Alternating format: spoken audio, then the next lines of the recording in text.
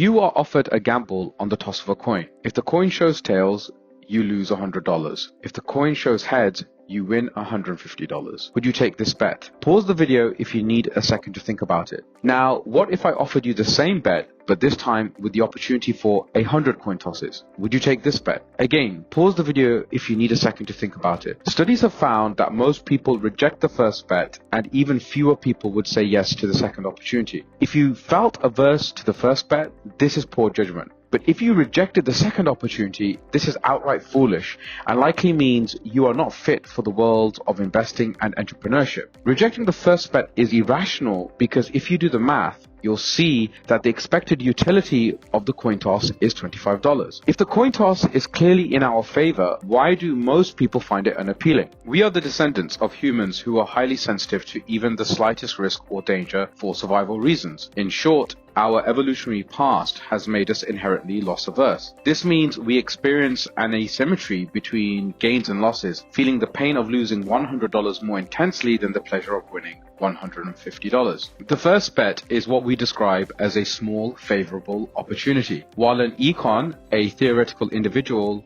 who makes perfectly rational decisions to maximize utility or profit, would never give up the chance to place the bet. If you or I were to reject it in isolation, it's not optimal, but also not a majorly bad decision. This is because even if you were to win, your gains wouldn't be profound or life-changing. However, given the opportunity for 100 such coin tosses, declining the opportunity is terrible judgment and a huge missed opportunity. The expected value of the second bet is $2,500. You are almost certain to come out ahead with such a proposition, and the probability of losing any money is incredibly low. Statistical aggregation mitigates the risk. Of course, life is not going to present you with 100 identical bets like this. However, we do have many small, similar, favorable opportunities repeatedly come our way. Unfortunately, most of us let great investments repeatedly pass us by because only when the odds are aggregated, as in the coin toss, do the significant wins we miss out on become clear. What makes great entrepreneurs and investors is that they don't frame narrowly. They don't think of opportunities in isolation and don't worry about the pinch of a singular loss. Instead, they frame broadly and do the math. If 100 similar opportunities come my way, are the odds overall enough in my favor that statistical aggregation will mitigate against and compensate for any losses? Unfortunately, humans by nature are narrow framers. We tend to make decisions as problems arise, even when we are specifically instructed to consider them jointly,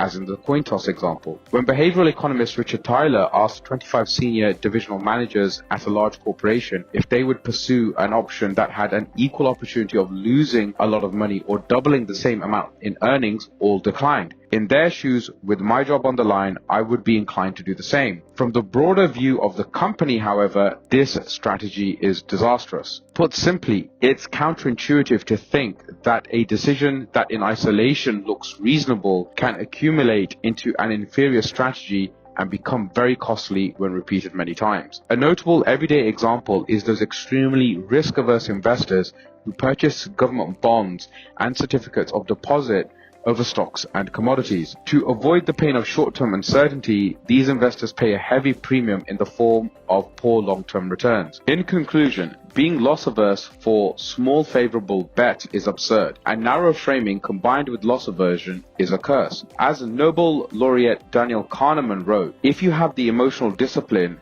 that this rule requires, you will never consider a small gamble in isolation or be loss averse for a small gamble until you are actually on your deathbed, and not even then. If you liked the video, please share in the comments section how you responded to the bets, and if you would like to learn more about decision making and entrepreneurship, please don't forget to hit the subscribe button.